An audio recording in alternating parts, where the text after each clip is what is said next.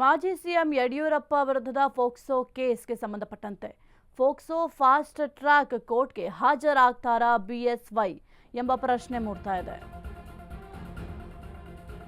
ಮಾಜಿ ಸಿಎಂ ಯಡಿಯೂರಪ್ಪ ವಿರುದ್ಧದ ಫೋಕ್ಸೋ ಕೇಸ್ಗೆ ಸಂಬಂಧಪಟ್ಟಂತೆ ಫೋಕ್ಸೋ ಫಾಸ್ಟ್ ಟ್ರ್ಯಾಕ್ ಕೋರ್ಟ್ಗೆ ಹಾಜರಾಗ್ತಾರಾ ಬಿಎಸ್ವೈ? ಇಂದು ಕೋರ್ಟ್ಗೆ ಹಾಜರಾಗ್ತಾರಾ ಮಾಜಿ ಸಿಎಂ ಬಿಎಸ್ವೈ ಎಂಬ ಪ್ರಶ್ನೆ ಮೂಡ್ತಾ ಇದೆ.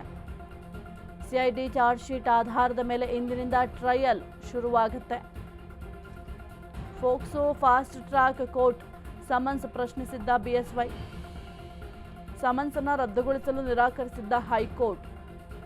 ಬಿಎಸ್ವೈ ಸೇರಿ 4 ಸಮನ್ಸ್ ನೀಡಿದ ಫಾಸ್ಟ್ ಟ್ರ್ಯಾಕ್ ಕೋರ್ಟ್ ಎಲ್ಲ ಆರೋಪಿಗಳು ಖುದ್ದು ಹಾಜರಾಗುವಂತೆ ಸಮನ್ಸ್ನಲ್ಲಿ ತಿಳಿಸಲಾಗಿದೆ.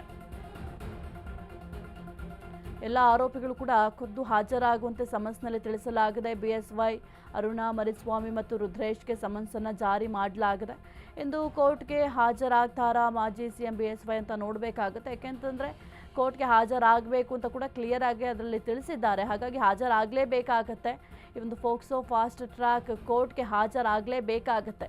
ನೋಡೋಣ, ಏನಾದರೂ ಹಾಜರಾಗ್ತಾರಾ ಅಥವಾ ಏನಾದರೂ ಪರ್ಮಿಷನ್ ಕೇಳ್ತಾರಾ, ಬೇರೆ ಡೇಟ್ ಏನಾದರೂ ಕೇಳ್ತಾರಾ ಅಂತ ನೋಡಬೇಕಾಗುತ್ತೆ. ಇನ್ನು ಸಿಐಡಿ ಚಾರ್ಜ್ ಶೀಟ್ ಆಧಾರದ ಮೇಲೆ ಇಂದಿನಿಂದ ಟ್ರಯಲ್ ಕೂಡ ಶುರುವಾಗುತ್ತೆ.